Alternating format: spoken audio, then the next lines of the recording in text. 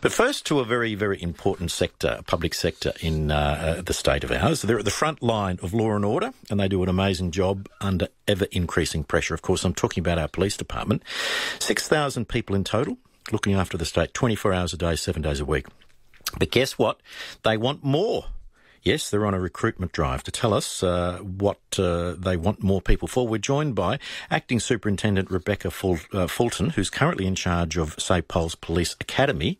That's not a bad gig. Hello there. Hello. Pleased to meet you. Thanks for coming in. Also, we've got Superintendent Kim Thomas, Officer in charge of the Protective Security Officer Division. Hello there. Good afternoon. How are you, Kim? Good afternoon. And Inspector Alison MacGillivray, Officer in charge of cadet recruiting. I'm probably a bit old to be recruited as a cadet, aren't I? No, there's no age limit, Alan. We'd love to have you. Really? Come on down. Oh, OK. We might get to that in a moment. Absolutely. Fantastic. Well, listen, if you've got any questions for the team, give us a call, 8223 0000. Alison, we'll begin with you. You're in charge of police recruiting. Is it getting more and more difficult? Police recruiting is always receiving many applicants from a lot of dedicated people who are very keen to be police officers, and it's very competitive. We recruit all year round, so we don't actually you have to have your applications in by this date. Right. So at any time, anyone can go onto our Achieve More website, get our application package, have a look at what the requirements are, and then when they've gathered all their required documents and they've done the training they need to do and they've got a driver's licence, then they can drop their application in at police headquarters, and we'll certainly receive it and process it. And then we select on merit for the next available course. So when you say, if I meet the criteria, can you give us a brief outline of what that criteria is, the critical criteria? Yep. So you need to be an Australian resident or have permanent residency. There isn't any height requirement anymore. There's not anymore, because there used to be, didn't there? That's right. I only just snuck in some years ago. Tip your toes. Yes, yeah. But you do have to have a driver's licence or a probationary licence without any demerit points. And you also... Hang on, is there a cut-off on the demerit points? Sorry, yes. So for a probationary licence, you need to be 0 points. But for a driver's licence, we do accept some driving history, which is assessed on your record over the years. Okay, because we do have to have someone who's a little bit in the belief of doing the right thing. Yeah. That's the whole idea behind policing.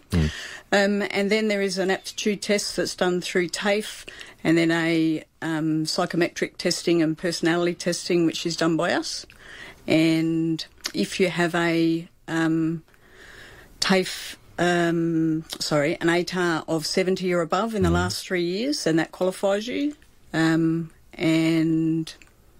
yeah, that pretty well ticks it off.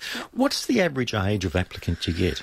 I don't know specifically the average, but we do get certainly from school leavers at 18, so you can join SAPOL from 18, and they go through the whole range of people. So we have brand new young people who we certainly encourage to apply. It used to be the case a few years ago that we wanted people with life experience. Yeah. But what we've found is that we're missing this really good group of young people with great intentions to be police officers, but they go and do good things other places, and we miss out on them. So we're now encouraging youth to apply, and we'll give them the life experience as a police officer once they join. So, and they've also got the advantage of having the ability to connect with the younger people they're dealing with too. Yep, they can connect. They're also more willing to move to the country because they don't have the things in Adelaide that hold them in Adelaide, like partners with jobs or children in Adelaide. So, yeah, we encourage youth to apply for sure. Now, that's a really good point. Can I be posted anywhere in the state? Do I have a say? No, you don't have a say. So I'm a bit like a teacher. I can be sent anywhere. Yeah, so we put that straight up on the application. You sign an agreement that you will move anywhere in the state. It is unlikely that you'll be moved later on in your career, but certainly early in your career, you have to be willing to move wherever you are. And that's part of that learning process too, isn't it? It's part of the experience. Yeah. I moved to Port Augusta when I was 19, just after I graduated, and have spent over 18 years in the country at lots of different places and loved every minute of it. Can I perhaps add something there? Yeah, sure. There are a lot of people who are perhaps fearful about going to the country, and they end up going, they end up loving it. People like they fall in love. They actually fall in love with the country. Yeah. The other thing that we do from a training perspective is, whilst they're with us in training, we actually try to canvass volunteers for country postings rather than ending up having to throw names in the hat or something like that as well. Yeah. So, yeah, but Alison's right. In the end, you do have to be prepared to go to the country if that's what you're asked to do. Now Alison, one of the things that you've been sort of going out of your way lately is to get a gender equality in the force. So you've been going out of your way to recruit more women. Has that been successful? It has been successful. So since about January 2016, we've aimed to have 50-50 recruitment through some gender parity, and we've achieved that. So since then we have employed 50-50 recruits. And what about the longevity of, and I'm not talking about women here, longevity of men and women? What's the average time people are spending in the force? That's a question for any of you. Does anyone know? I think it used to be about 7 or 8 years for females and 10 to 12 for males. Now, the actual specifics of that today, that may be a little out of date. But there are some people who come, we get the best out of them for a short period of time and they enjoy it, but then something else calls them and off they go. And there are other people like the three of us here who've been here a long time. So it averages out to that mid-teens. Okay, and that sort of dictates the need for you to keep on rolling over the staff and keep on recruiting, don't you? Yes, that's right. So we recruit on attrition. We have up to about 140 to 150 retire or separate from SAPOL each year. So our recruiting will normally be met to that number, plus then also the normal growth through the government and what we're allowed to then increase our numbers. So, Now, again, a question for all of you. We've talked about gender. We've made a 50-50 match there. What about different social backgrounds? Is that an area that you look at? Talk about the ethnic background, etc. Do you actually have targets there, or you just recruit who can make the test? No, we certainly do have targets, and we actively go out to recruit and seek people from different cultural and diverse backgrounds, and also community constables, which you may get to eventually. And we seek people from different communities because we're meant to represent the community and be there to provide a service that meets the needs of the community. So because there are so many cultures in the community, having people within SAPOL from those communities can greatly enhance our service. Absolutely. Come to you, Rebecca. You're currently running the police academy. Yes. Now, it's not like the movie, is it? Not at all. Nothing like the movie. It'd be fun if it was, but It'd be fun if it was. You'd probably have more recruits, quite frankly. Thank goodness it's not. Yeah. Imagine a police force like that. Absolutely. What's it really like? What is the expectation of someone when they actually sign up and then they get to the academy and say, God, this is reality? Well, I was talking about that the other day with some people about what my expectations were when I joined, and I was pleasantly surprised. I thought it would be a lot more military than it was. It actually wasn't. And we're talking now about, I hate to say that, about 30 years ago. And so we're even more modern than we were then, of course. And so it's a bit hard to talk about expectations, but I think it is without a doubt, and we make no apologies, it is quite a hard year. So it's a year's worth of training. It's 12 months. So it's 12 months full-time at the academy? Absolutely, 12 months full-time. And pretty much Monday to Friday and day hours to start off with. There is some occasional afternoon shift requirements. For example, when we do teach them to drive police cars, we do a component of driving in hours of darkness because they will be driving police cars then. So it's hard. It is hard work, but it's fun. I think they mostly enjoy it as well, and they look back on it and their sense of achievement that they have as well. What sort of success rate to actually go through? People that sign up and actually make it through and end up getting their badge at the end of the process? I'd hate to put a percentage on it, but I'd say on average we might have one person per course, and a course is usually about 26 that might decide that it's not for them. That all? Yeah. So put our hats off. Alison's crew do such a good job recruiting that, and it's our job, really, quite frankly, to help them through as well, to actually mentor them and support them through their learning. So give us a typical day. Run us through a typical day. What time do I have to get up? I just know what time you have to be at work. I don't mind what time you get up. But so as long as you're at work at 8:30 on the dot, because at 8:30 we start off with quite a formal parade that is actually standing with your group, with your team at attention, coming to attention and doing what we call an advance. So they learn to march and they then have to do a roll call, and then after that they go off to lessons for the day. And the typical day, it obviously varies depending on what you've got in your schedule, but it might be that your first couple of lessons might be to do with physical training and learning some operational safety, which is safety is very important to us, obviously, not just our safety, but how we can keep the public safe. Yeah. So that might involve going over our obstacle course or going for a run, and then some lessons around perhaps something like handcuffing. Then you might get changed back into uniform, because you'll be doing that in PT gear. Back into uniform after a bit of a morning tea break, head off to a couple of lessons on theory of some particular law, how that's administered, and then the afternoon might be spent actually putting that law into practice. And we do a lot of role play and scenario-based training, and we actually have a lot of fantastic volunteers that come and help us with that as well. Okay. When do I get set loose on the public? Well, recruits actually go out and work with police very early on. So after they've been at the academy for 14 weeks, they actually go out with police on patrols. So actually on the road after that? Well, as a learning thing, on the job learning, they do that for about 4 weeks, and then they come back to us again to do more theory training. And that actually helps them in terms of their development. They get to see the things that they've been learning in theory and how police put those things into practice, and it really helps solidify their learning for them. To see the practical side of how it works in the real world, as opposed to, is there a way to fast-track my career through the academy? If, for example, if I had a law degree, would that fast-track me, or we've all got to go and do that basic 12-month course? No, you need to do the 12-month course, right. But we do have a transition option for interstate police and some overseas police, and also for people who have been a protective service officer or a community constable. Okay, which we're going to talk about in a moment. Correct. Because there for a while, a couple of years ago, I don't know whether we're doing it now, but we were recruiting quite a few from the UK, weren't we? Because we were having trouble recruiting locally.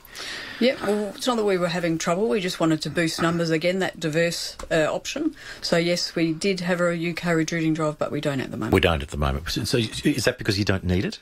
No, we've got plenty of good applicants sitting in our files. That's interesting, isn't it, that turned around fairly quickly, because that was only, 3 years ago, wasn't it? Oh, no, about 10, 12. Oh, was it? Yeah. Oh, I'm showing my age. How time flies.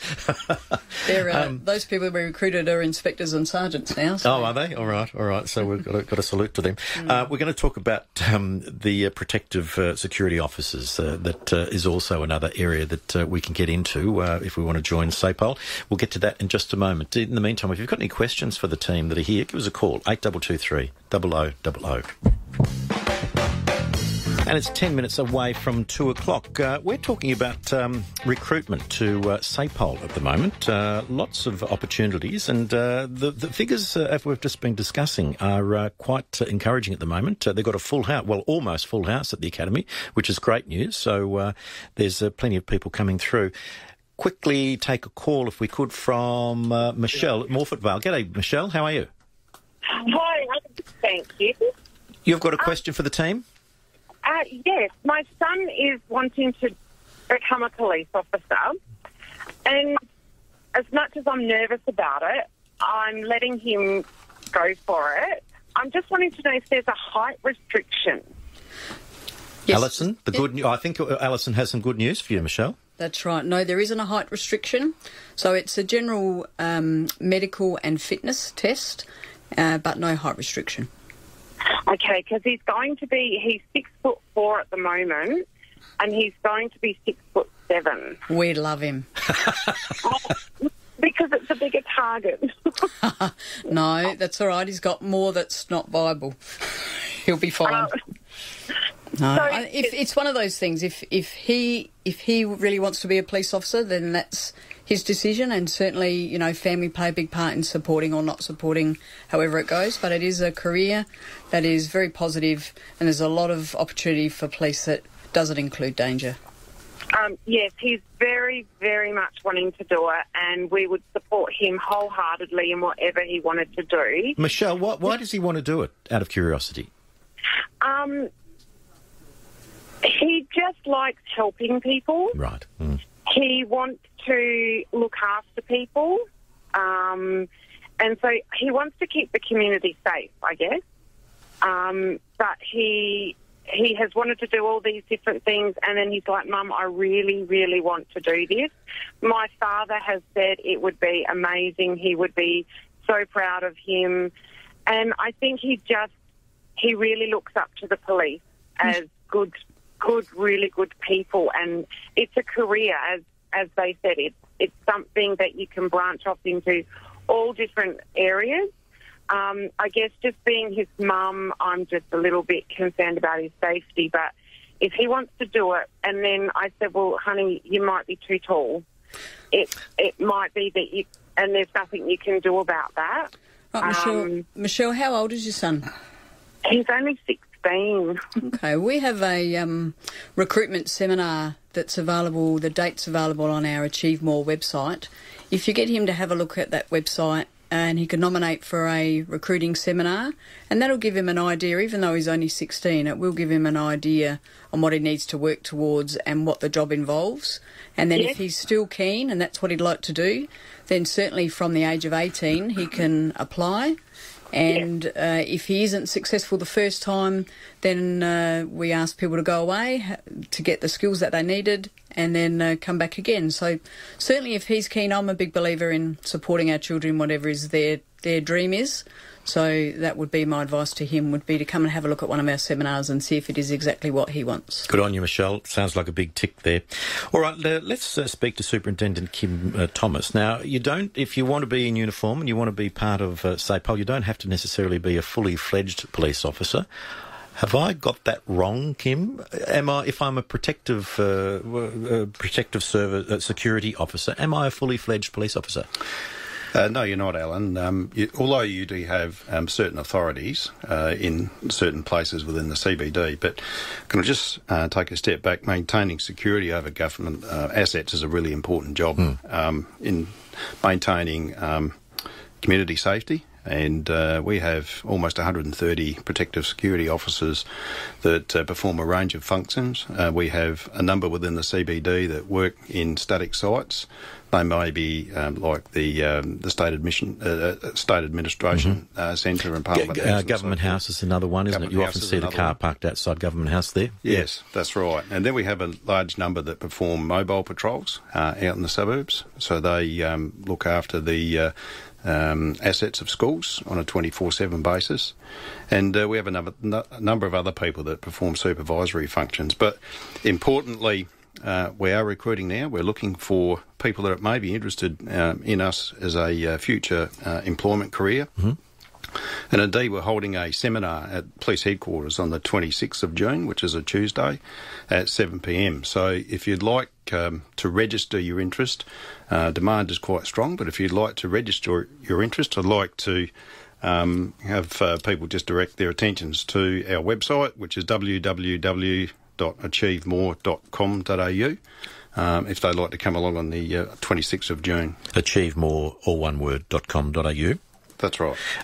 Okay. Who can actually apply to be a protective security officer? Well, Alan, when people apply to join the police, on the front of the application form, they can either tick they want to be a sworn police officer or a protective security officer. Right. And the process is almost the same. We have two sections within our branch. One is the physical security section, where we've got about 100 people, and they perform the static and the mobile patrols. And then the other important part of our branch is the Security Control Centre. So they monitor all the alarms from government assets and also CCTV across the CBD. They do some good work down there. Oh, so they're the ones monitoring all the cameras around the city? That's correct. 24 hours a day? 24/7. Yeah, okay. And they communicate to the teams on the street if there's an incident that, in a certain street? That's right. They do a very good job. They stay in close contact with Eastern Adelaide Intelligence, so they detect all sorts of offences and disorderly behaviour on the streets and work closely with the police. They're in direct communication with the police via our radio systems. Right. What's the relationship then between what's the difference as far as the public perception between one of your team and a sworn police officer? Certainly from a physical sense, our people, the protective security officers, wear a uniform, which is a white shirt, which is probably the major difference. They have a peak cap and they've got gold embroidery on their uniform. Yep. They do wear load-bearing vests and they do wear a firearm. Our protective security officers undertake a 9-week training program through the police academy, which is mainly focused around law and communication, their authorities, firearms training, and other tactical options. And indeed, the people that work in our control centre, they perform some of their training down at the academy, but 6 weeks of the 9 weeks is workplace training. Right. Okay. So if I can't get through if I want to be, go in and be a sworn police officer, if I can't get through that, is this a fallback position for me? That can be one of your considerations. Right. Okay. But also we recruit for people that just want to be a protective security officer and be a part of an exciting team that we have down there. We have workplace flexibility, there's good pay and conditions, and there's really good camaraderie down there at the moment. It's a good place to work. Could imagine. Dallas has called in from Tennyson. Hi, Dallas. Hello, how are you? Yeah, good. What do you want to say to the team? I've been listening with total interest about what your senior sergeant from the academy has been talking about. My son just graduated 2 months ago. He was lucky enough to get his first preference on the 3rd police station. Yep. And to observe what he went through in that 12 months, not even talking about the couple of years it took to get in the job, but to observe what he went through and watch that young man grow up so quick, it's an absolute credit to him and the police force for what they get the best out of these individuals. That's fantastic, mate. Yeah, that's fantastic. Rebecca, there's a big pat in the back. Oh, thank you, Dallas, for that feedback. That's really valuable. We love what we do, and we want to make the best, turn the best people out from the police academy so they're prepared to do a difficult job. And is he enjoying life on the road now, Dallas? To put it in his words, it's good fun. Good fun. That's what we like to hear. You've got 3 big smiles in the studio here from the officers that are here. Thanks, Dallas. Great call. That pretty well sums it up, doesn't it? The thing that fascinated me about our discussion is, Rebecca, you said that only one out of each group sort of drops out. That's amazing. About only on average, one. Yeah. Well, as I said, I think recruiting do a very good job. We put a lot of effort into training. It's not just the 12 months. We do a lot of additional training, one-on-one mentoring people. We've even got TAFE instructors that work with us as well around English skills, because a lot of police work actually does involve report writing for court purposes, for example. And so if someone even is falling behind, we might actually put them on a personal plan, learning plan to actually assist them as well. And sometimes the penny drops for people. They think it's not for them. Sometimes perhaps we unfortunately think perhaps we've made them, an error. Perhaps they've not quite got the goods we want, but it's a relatively small number. Fantastic. Well, listen, thanks for coming in. Fascinating stuff, and a couple of really good calls there that really sum up the situation. Achievemore.com.au is the website to go to if you're interested in the protective security service. And also, what about if you want to be... The Achieve More site has for the police, protective security officers, community constables and administration officers. Okay, fantastic. So that's the site to go to for the whole range if you're interested. All right, thank you so much for coming in. Good to see you. And I'll see you down at the academy sometime. I look forward to it. As a visitor, not as a recruit, though. I don't think I'd pass the medical somehow. Okay, that website again, achievemore.com.au.